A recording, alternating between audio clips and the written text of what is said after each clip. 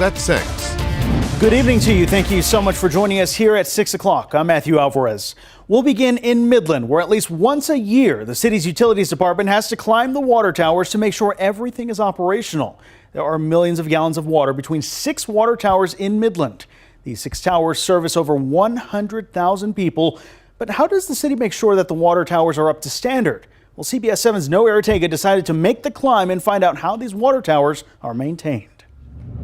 Man, it's some exercise. Almost a 150-foot climb, a safety harness, and maybe some gloves is all the utilities department used to make sure water is running smoothly throughout Midland. The water pressure in your faucets is maintained by gravity because the higher these towers go, the higher the pressure, which is why they check them to make sure there's no rusting, contamination, and that the pumps are working properly.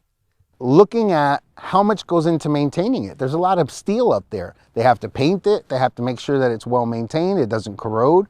So there's a lot that goes into it. It isn't just build it and it takes care of itself.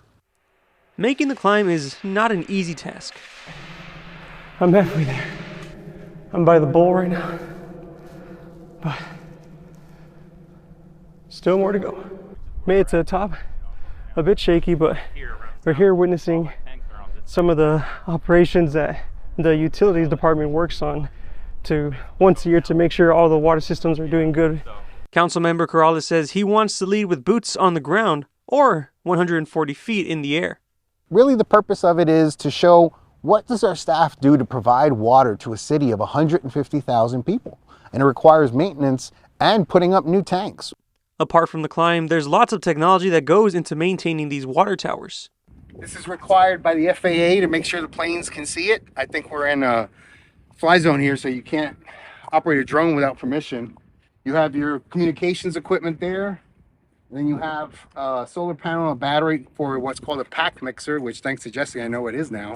And that's to just recirculate the water. At the end of the day, everything looked good and we made our way back to ground. I mean, that is no joke. Definitely a workout. It's ironic.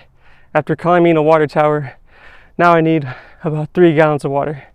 In Midland, I'm Noah Ortega, CBS 7 First Alert News.